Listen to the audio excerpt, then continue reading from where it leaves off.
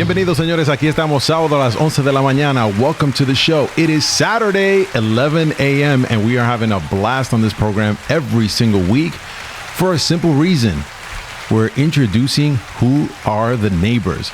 These neighborhoods, these enjoyable places where we walk through, drive through, or otherwise hear about, but do we truly get to experience them? Well, unless you're talking to every single neighbor on your block, you don't know what they're doing, the way that they're impacting their communities, the struggles that they've been through. You don't know. You're just thinking, why didn't he bring in the trash can? Why is this guy blocking my driveway? Well, what if we got to get to know our neighbors a little further than that? So, aquí estamos para conocer los vecinos, para saber sus historias y agradecer los vecindarios donde nosotros vivimos o donde viven ellos. Not simply by what the news has to say, because if you know the news, well, it's generally negative. But what about if there's a positive twist or a more authentic twist where it's not just the eyewitness who said, well, I saw this happen. It's more like the person who's living next door quietly and has accomplished big things, has made some big noise, whether in their industry, in their family, or for the next generation. So, señores, aquí estamos en el programa donde usted llega a conocer su vecindario, sus vecinos, y vamos a aprender. It's all about progress, people. We got to move forward. We can't go back. And even if we wanted to, the clock's not helping us. It keeps ticking, and it goes on to the next day. So we got to be ready for that. And with that, folks, as you know, we are here to discover the power of connectivity in our communities, and we're here to debunk the stereotypes. And I want you guys to help me by being a part of this show. Be a guest on the show. Reach out to me and tell me, hey, Anthony, I got a great story, or I know somebody that I can nominate who has a great story, is really making strides. Está representando la comunidad.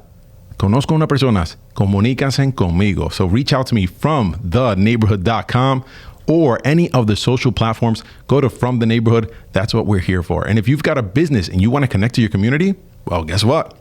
Right here, From the Neighborhood and Latino Mixx, we've got an entire team. We could help you with your events. We could help you with your productions. If you guys want to do your own thing, we've got the capacity here to help you guys out. So reach out to me real easy again.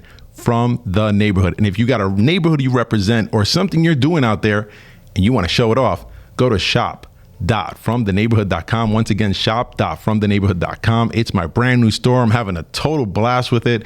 New designs are coming out, and these retro designs are going to start coming back. I'm wearing the From the Neighborhood with the little splash on top, but there's some retros that are coming back, which I know folks loved from the old store. I'm bringing them right back. So there's a lot coming in the store, and you guys are welcome to be a part of it. Let me tell you about today's show. Today's program, I've got a very, very magnificent person with a story that I don't think I've covered here yet. Una historia de una persona que llegó a este país de una manera muy, muy, muy interesante, creativa, porque no creo que yo la he cubrido aquí en este programa anteriormente. So I ask you guys to pay close attention because sometimes you can have everything stacked against you, but the right thing comes along. It's like the right jolt of medicine comes along and it wakes you up. And since I mentioned medicine, I have a doctor in the house. I've got a doctor in the house who didn't become a doctor through the normal channels that you know. It's a very, very surprising story. And they're making some big strides. And the change that they brought upon their family's legacy is going to be phenomenal. Because he's the first one. So, señores, aguántense ahí. There's a great story coming along with a doctor. And you might be thinking, which doctor is he talking about? Who could this person be? Wow, is it a doctor that I know?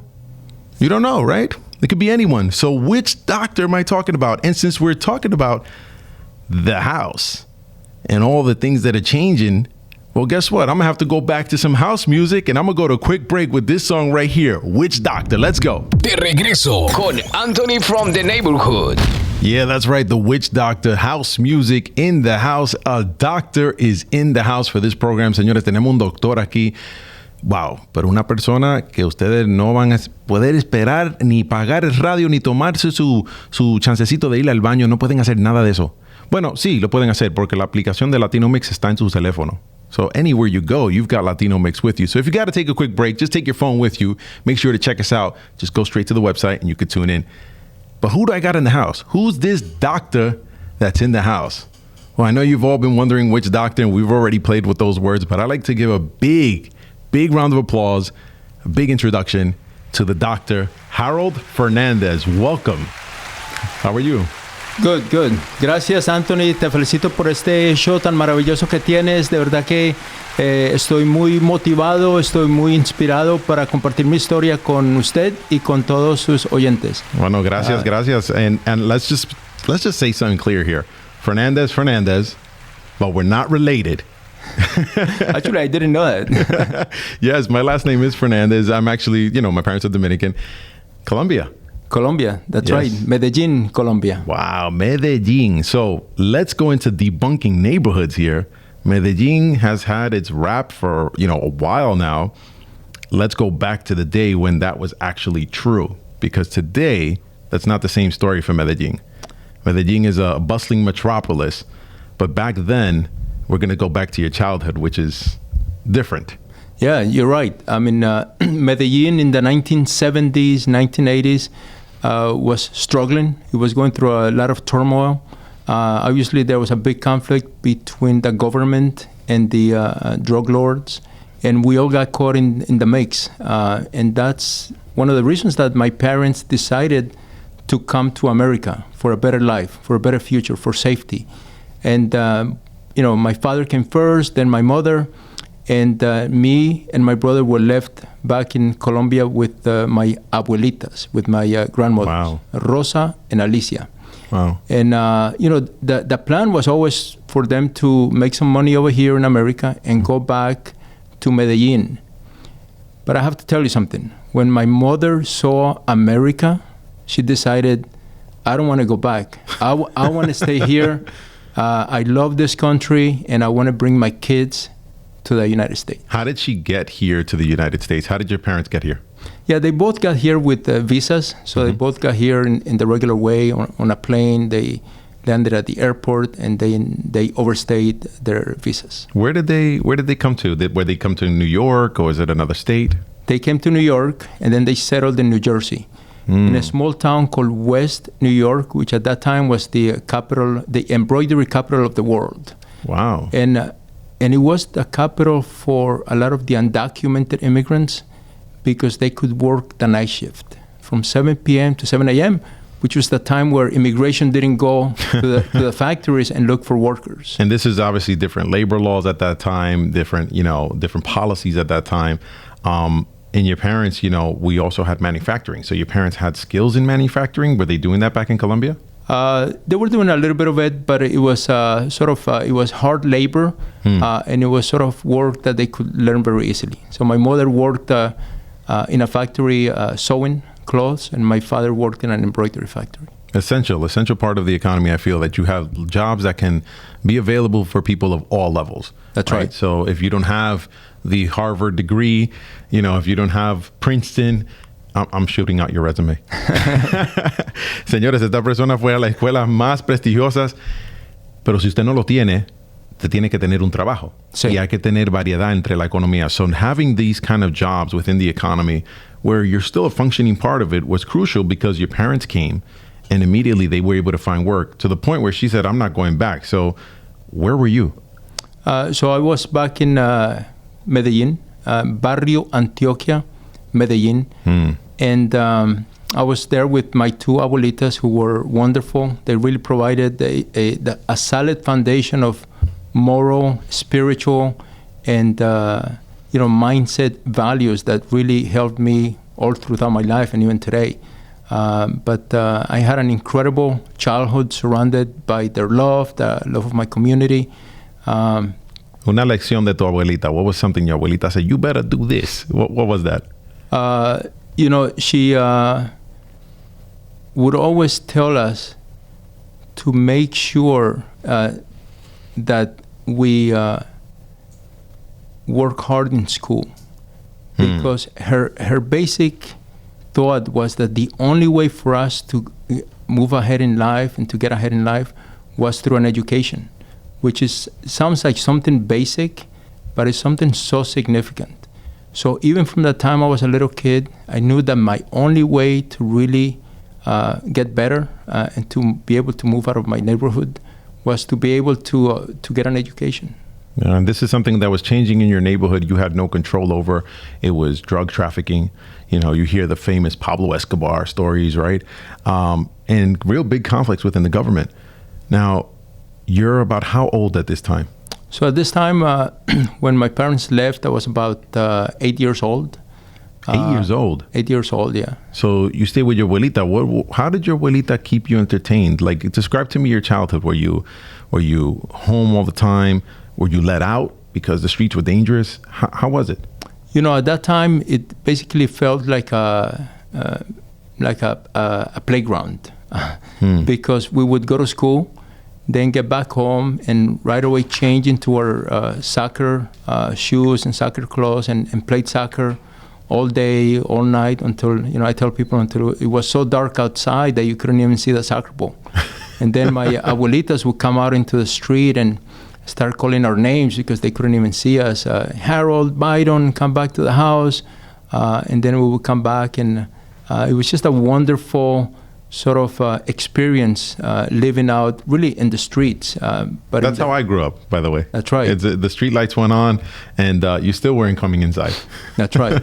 You know, and I say this, but don't get me wrong. Also surrounded by incredible dangers and incredible violence. And you know, I tell people that if you go to my block where I grew up and go into any house, you'll hear incredible stories of loss of life of kids at a very young age by violence. Every single house probably in Barrio Antioquia in Medellin, Colombia. And it was violence related to drug trafficking and to other kinds of problems. But every family suffered those losses. My family did. It's incredible. And that was one of the reasons that my parents always dreamed for us to come to America. Well, I'm glad your parents were here. They got to see a different part of the world. I always emphasize to people it's good to get out of your comfort zone because sometimes where you are becomes a prison. You know, te va encarcelando porque tú piensas que ya esto es toda la vida. Y muchas veces uno pasa por un trauma. Whatever it was, right? Something at home, something you saw on the street, a story you heard from a friend that you didn't experience yourself, but it created a trauma where you feel limitations in your life. Your parents did not see that. They gave this an opportunity, and then they overstayed the opportunity, but they said, this is where we need to be. Whatever it costs, whatever we have to sacrifice, we've got to get out of where we are, because at the time that you were there was full of conflict. That's right. So while you were free in the playground, did you ever feel as a child, and you got maybe a little older, 10, 11, you start thinking to yourself, I'm kind of stuck here. Like, I'm not going anywhere else. Grandma's saying get an education. Where is it going to get me to? The more stories you hear of violence and so forth. Did you ever feel like maybe the doors are closing on me? You know, honestly, at that time, I just wanted to be with my parents.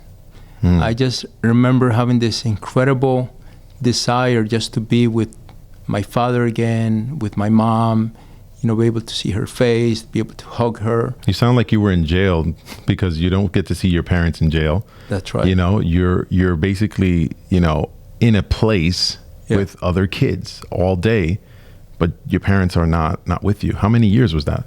This was about 4 years without seeing my father, and about 3 years without seeing my mother.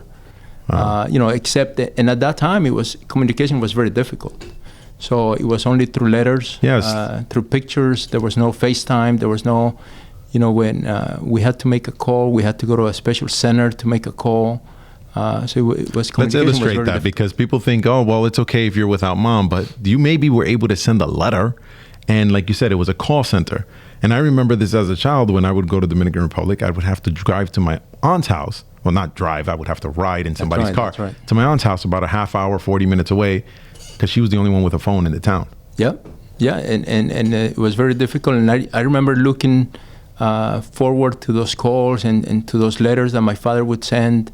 And it was the one thing that we could look forward to.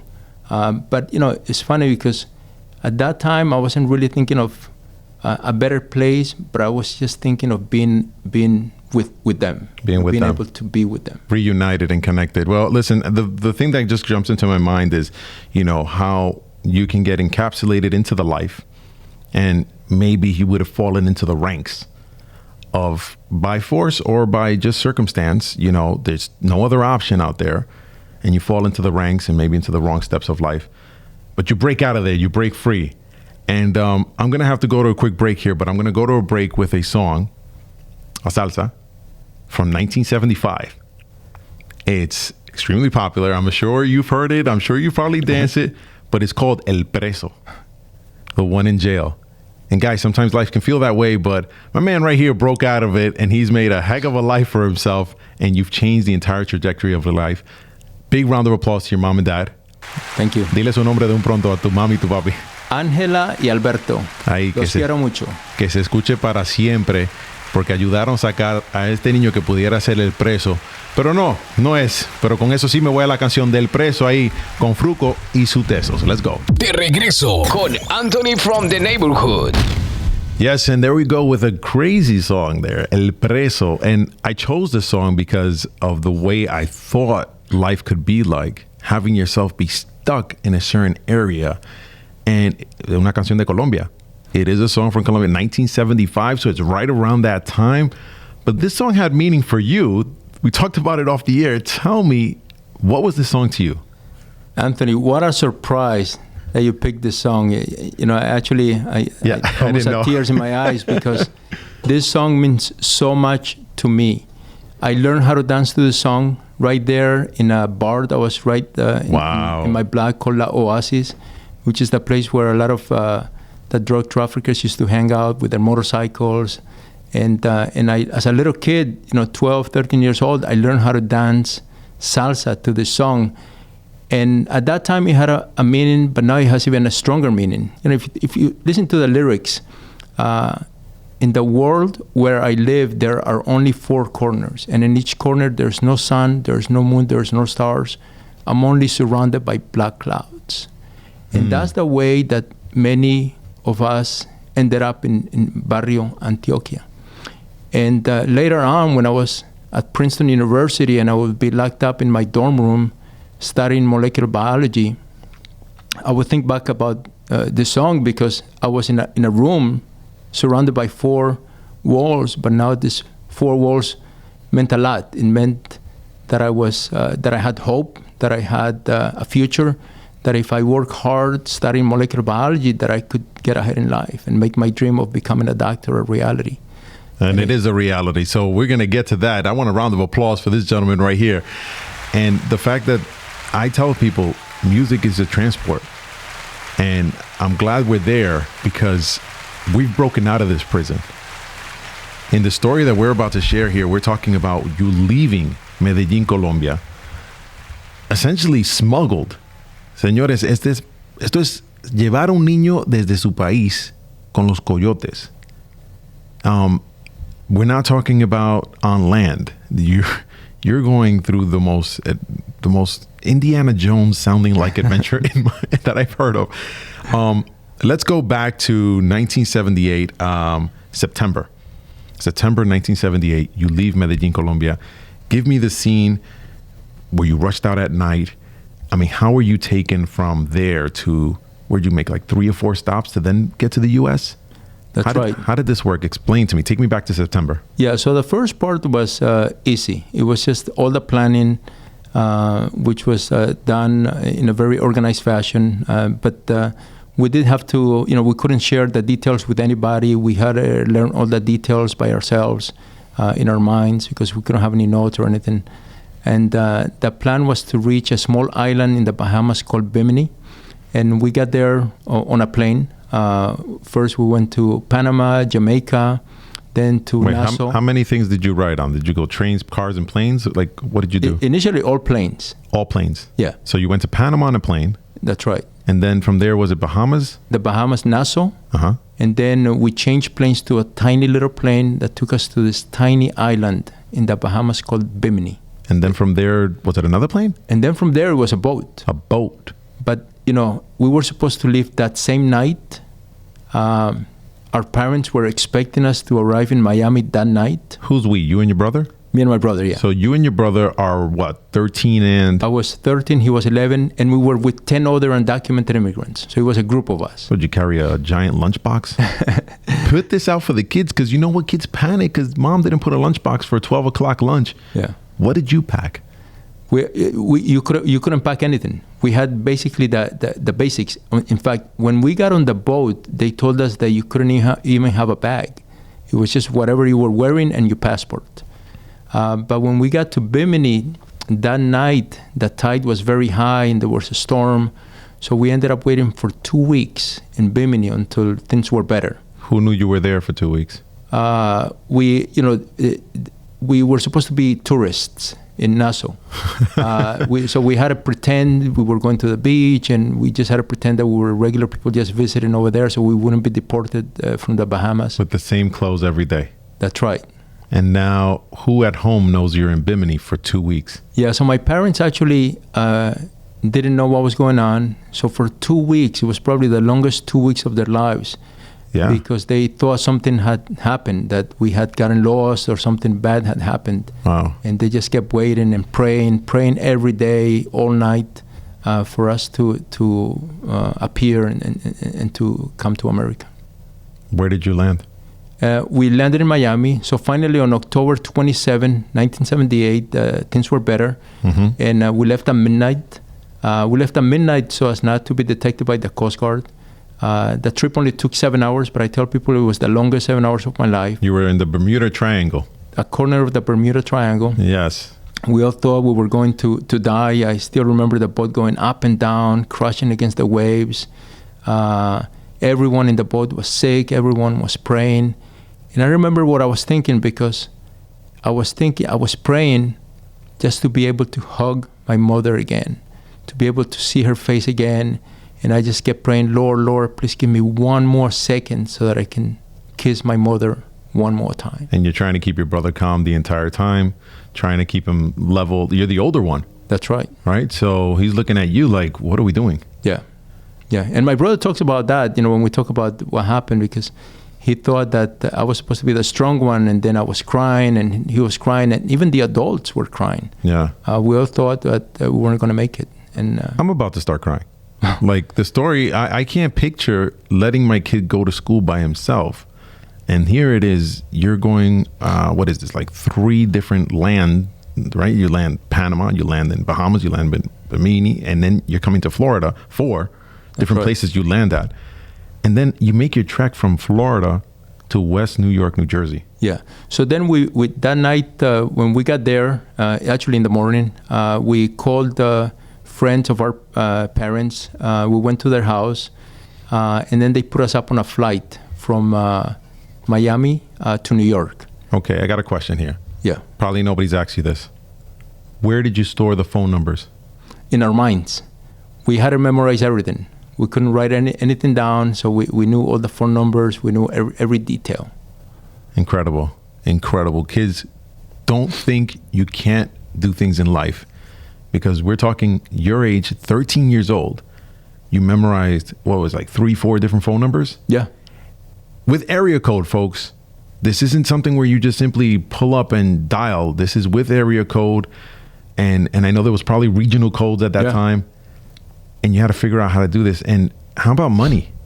How did you buy stuff? I was in charge of the money. So there were times where my brother wanted to eat hamburgers in Bimini, and I would tell him, no, we can't eat because we got to save some money. So we would go around eating some of the coconuts that fell from the trees, or just buying food where the locals bought their rice, and just trying to save money because we didn't know how long we were going to be in Bimini. Yeah. 2 weeks is a long time for you to hold out there. Now, you get over here as illegal immigrants, as many people have gotten here. Your mom's already here. Your dad's already here. I'm assuming they haven't gotten their papers yet. Yeah. So you're essentially the illegal immigrant family in the United States living under hiding. Your parents are working overnight. That's right. You are at school age, but how do you get into the school system? How do you continue to put yourself in a place where where you've gotten to now? I kind of let this out of the bag a bit. He's a doctor, but not just any doctor. You don't just get there through the typical story that people hear of. This is take some really, really strong strides. And there's a lot of immigrants who are out there, and a lot of immigrants throughout history that have accomplished major thing, including, well, we all know the very popular play Hamilton. He was an immigrant and an American hero. So I want to get to that. I'm going to go to a quick break with a song from Hamilton. It's actually from the Hamilton mixtape, and it's called Immigrants, because you know what? We get the job done. So let's go to that break, and I'll be right back. De regreso con Anthony from the neighborhood. That's right, and that is the song Immigrants, and it says, we get the job done. Look how far I've come. Let me just say, Dr. Harold Fernandez, lo lejos que usted ha llegado, Professor, Cardiovascular and Thoracic Surgery, Hofstra North Shore, LIJ School of Medicine, Vice Chair, Cardiovascular and, am I saying this right? Thoracic. Thank you. I know I was saying it wrong. Thoracic. I got to think Jurassic Park. Thoracic surgery at South Shore. Top of your game. Thank you. Top of your game. Pero para llegar a ese punto de su juguete, o sea, de su juego, de su nivel, de su profesión, para llegar a ese nivel hay muchos sacrificios. Estamos al punto de que usted llegó aquí, está en West New York, no sabe el idioma. Your parents are working the night shifts, right? You're in ESL classes, but you assimilate quick. And I think also the system can't handle that many people.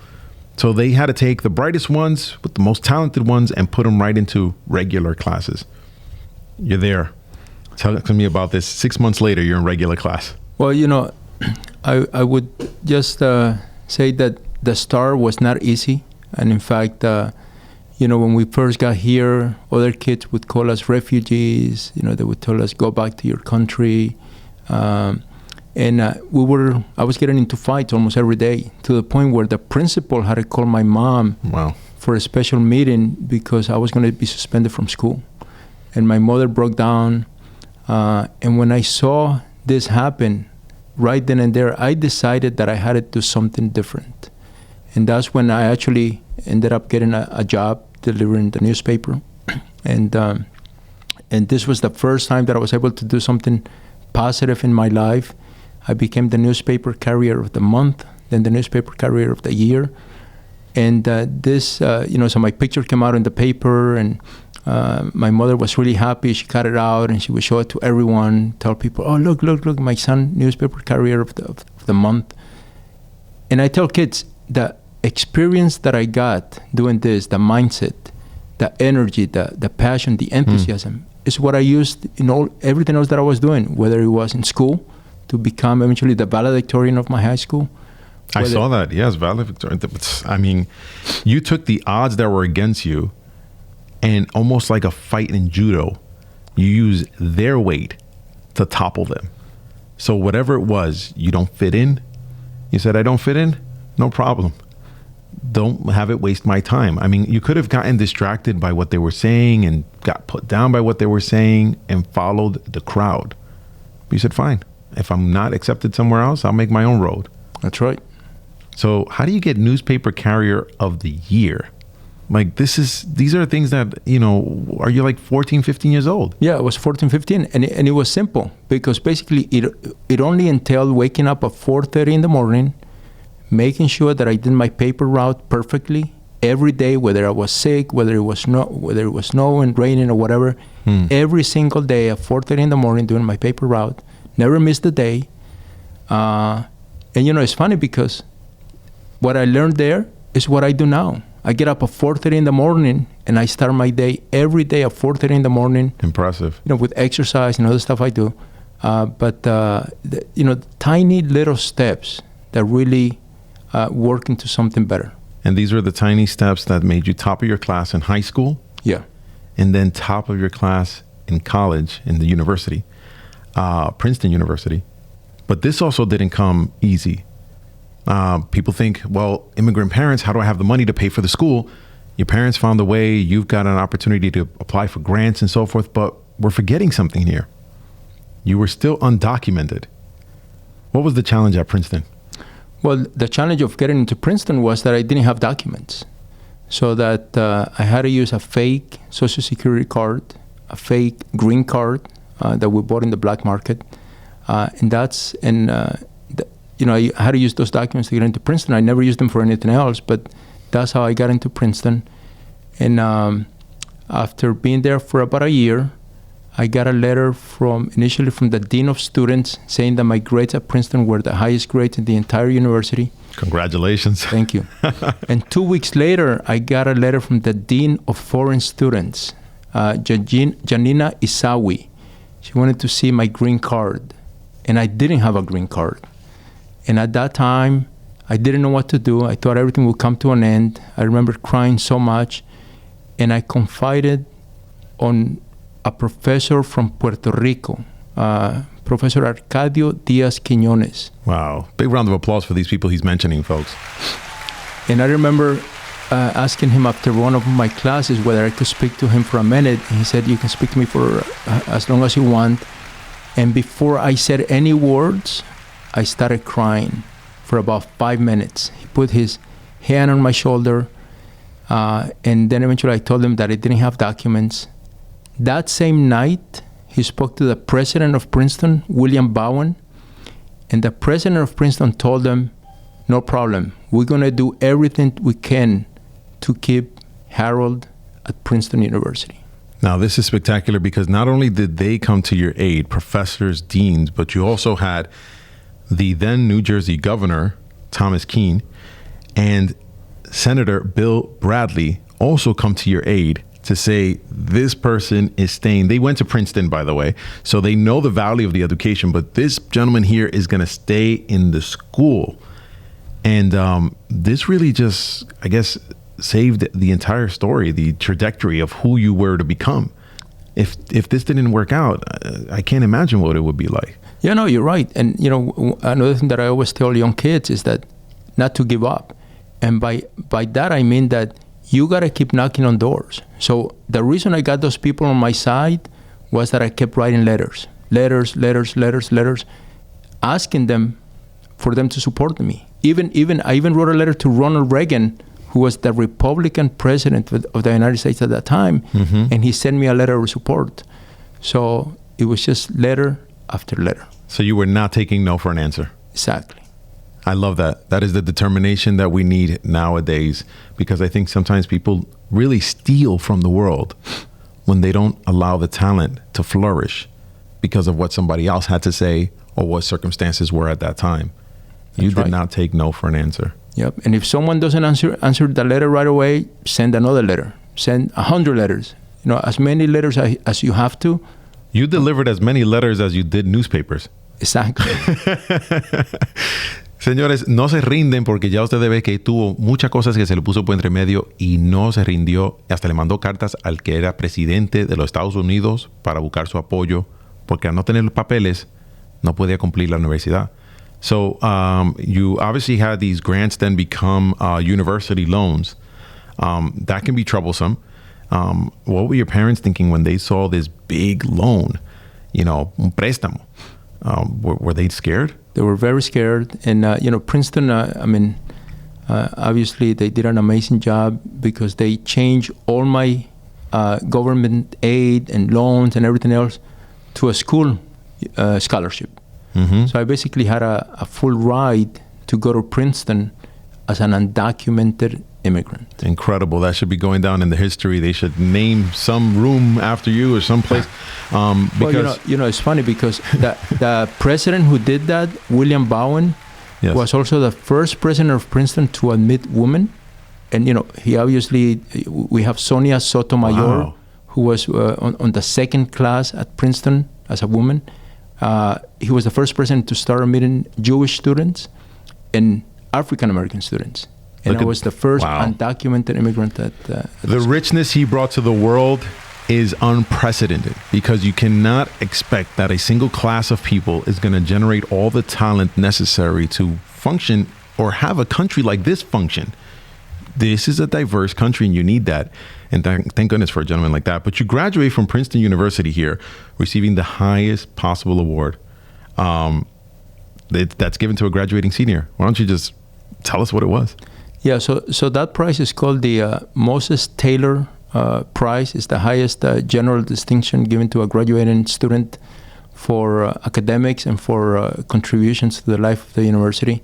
And it's given on a very special occasion every February on Alumni Day when you graduate. I wasn't the first Latino to win that prize. The first Latino was actually Sonia Sotomayor when she graduated from Princeton. Not bad to come in second place, right? Exactly. Not bad. I mean, I would take second place against her. Absolutely. Well, listen, you had a lot of years of schooling because after high school, it's like 16 more years of school. That's right. Right? 1985 to 2001, you're that many years in school. Obviously, to the point that you're at right now, you need a lot of schooling. Talk about the importance of schooling, because I want people to recognize why they need to value school, why this is going to lead to the biggest prize at the end. And even if you don't have school, school isn't just a classroom. It's also what you learned out there, like delivering newspapers. So people recognize like school's all around you. That's right. And you're a professor as well. Yeah. So if you can give us a little words there, because there might be a kid out there who wants to be a doctor. There might be somebody out there who's just wanting to achieve some sort of dream. That's right. But they've taken no for an answer. That's right. And I tell kids, your success in school is going to depend on your ability to read and read well. So start reading those books. Just, when you want to be the best basketball player, you spend all your time with the basketball. When you want to be the best soccer player, you spend all your time with the soccer ball.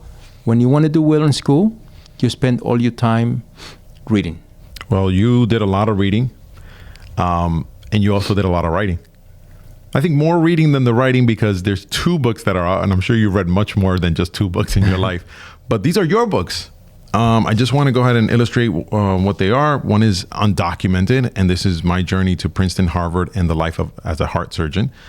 That's obviously some of what we covered. And then A Boy and a Book, Overcoming Obstacles Through the Magic of Reading, which you just talked about right now, which is how important it is. That's right.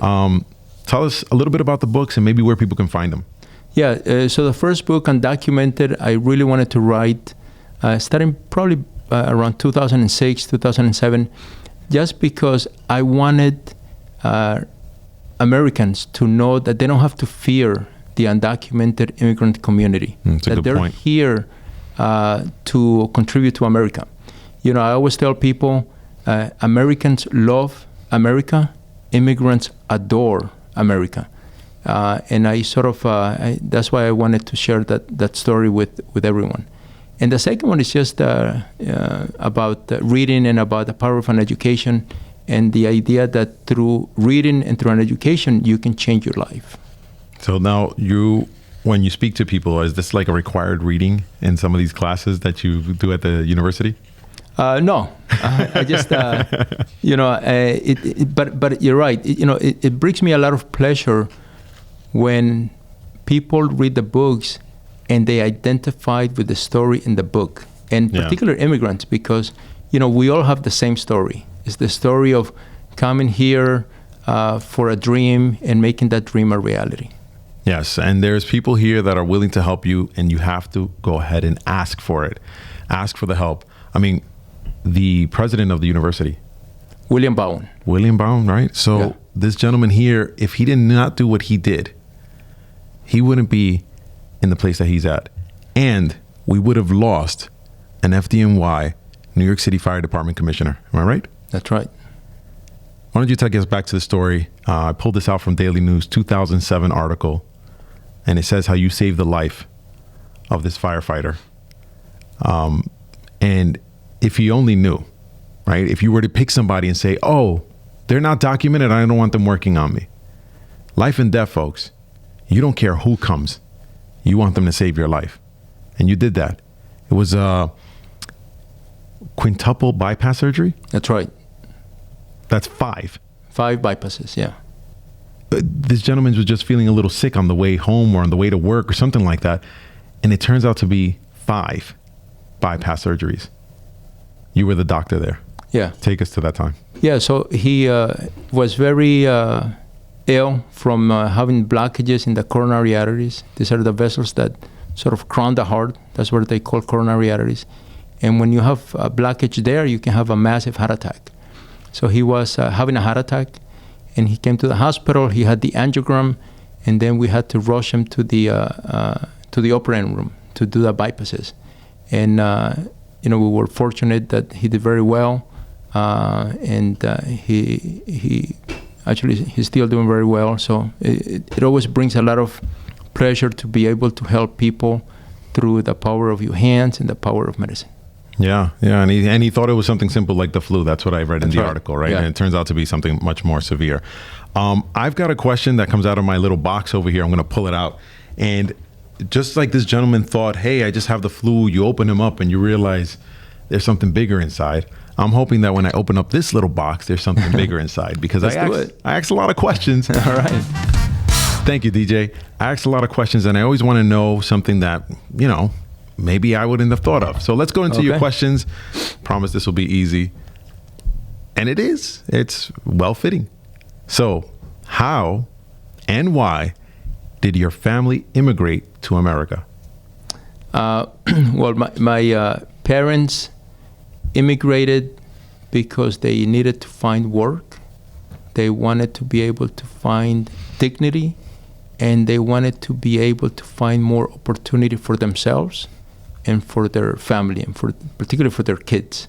My mother really, when she came here, she just fell in love with everything that America stands for. And this is 1970s. That's right. Folks, that's 50-something years now. Yeah. Are they still coming here for the same reason? Do you believe that's still the American dream? Do you believe that still people see this as the land of opportunity? 100%. I know our country is not perfect. I know that there are some things that need to be corrected and changed, but this is still the best country in the world. It still provides the most opportunity, and for all the kids that are out there trying to find their way around, this is still the best place to be at. And where is it that folks, besides having had a heart condition of some sort, where is it that folks can find you if they're not enrolled in the university? Are you going on any speaking gigs? Are there any sort of clinics that you're a part of? Especially for the immigrant community. Los latinos que están allá afuera escuchando lo que estamos hablando hoy el día, para que usted se siente que hay esperanza y hay oportunidad, aunque no tenga los papeles, sí se puede. Where can they find you? Yeah, so I have my website, which is www.haroldfernandez.com. And there you can find all my work. And I do, a lot of talks in the different schools here in Long Island. And I give 2 talks about from immigrant to cardiac surgeon, both in Spanish and in English. Yeah, so ya usted sabe, señor, habla español mejor que yo. So, él hace el hablar de eso, de lo que él pasó, en español y en inglés, para que los dos lo puedan aprender. Maybe a little Spanglish. So because we have a lot of folks who are, first generation Americans, and, they are just like yourself. They're putting something on the table for the parents who are running these jobs. Guys, you don't necessarily have to have come over on plane and a boat and all sorts of stuff to have a struggle. So the story is relatable if you're trying to get somewhere and there's just simply obstacles in the way. And I'm glad that this question came up, because the why is the reason we do things. And I think the why for you to become a doctor must have been very, very strong, that no matter what happened, you stayed on the course. Yeah, absolutely. When I was a little kid in the same place in Barrio Antioquia, I would see doctors and nurses come to my house to help my abuelitas. And I wanted to be able to do the same thing for other people, to be able to help people through medicine instead of doing something else. Oh, spectacular. Listen, I took a lot of things away from this, folks, and I want to kind of recap on some of the things. Your abuelita, okay, right, said work hard in school. So I definitely got to, I don't know which one said it, but las abuelitas, right? Las dos. Rosa and Alicia. They both said it? They both said it. Wow, so you had double trouble right there. That's right. Never take no for an answer was something that I got out of here, because anytime you faced a situation, you were continuing, steadfast, yep, right? Making your own track. Reading is key. Siempre leyendo. And I say that to people sometimes. I'm like, you have more input than you have output. Yep. Eyes, ears, nose, like let it all get in. Yep. Even the mouth, como es una buena arepita. And ask for help. Yep. So asking for help Muchas veces los latinos no se sienten como que deben pedir ayuda. Muy orgulloso. Sí. Dinos algo que puede derrotar eso. Something that'll knock that out. Because I noticed the minority community does not like to ask for help. But we can't do it ourselves. How do we ask for help? Sí, yo creo que lo más importante es que todos nos demos cuenta de que en este país hay gente que te quiere ayudar. Hay organizaciones, hay comunidades, organizaciones cívicas que están buscando cómo ayudarte. Porque ellos saben que si ayudan a nuestra comunidad, todos nos vamos a beneficiar. Yeah, people with bigger minds know that working with each other, we're going to move this thing forward. I don't have much else I can give you. I wish I could give you a trophy. I wish I could give you some sort of prize, but because the advice you've given us, the type of energy, to see that someone's so accomplished and so humble is something that I wish there was a prize for. And I really don't have one. I wish I could. I mean, I hope that I'm doing something for you guys who are out there listening and you guys are hearing this story. You guys can connect with this gentleman and say, you know what? I can see myself in that world. Because honestly, I think William really stuck it out. And all those other people who played a part in your life really stuck it out. Because, I feel just as grateful as the captain of the fire department. To have you here and to know that, you're Latino and you came out of Medellin, Colombia when things were so tough. Yeah. You still made it happen. I wish I could give you a trophy. Well, Anthony, my trophy on a daily basis, and I'll just share a story from last week. After I do open heart surgery on my patients, I go down and I speak to the families, and the family was very happy with a good result. And they asked me, "Can we hug you?" And being from a Latino background, I told them, 100% you can hug me. Yeah. And we hugged and they cried. And just the pleasure that you get from those interactions and from being able to help people through open heart surgery has no price. That's your trophy right there. That's right. That's your trophy. Folks, you already know, guys, life is going to be bringing you all sorts of varieties. Good, bad, ugly. But these key points that we discussed today are definitely going to help you move ahead. So keep your head up. And until next time, I'll be seeing you guys back in the neighborhood. But since we mentioned Trophy, I can't go away without a song here from Young Money and Drake. Trophies. Let's go.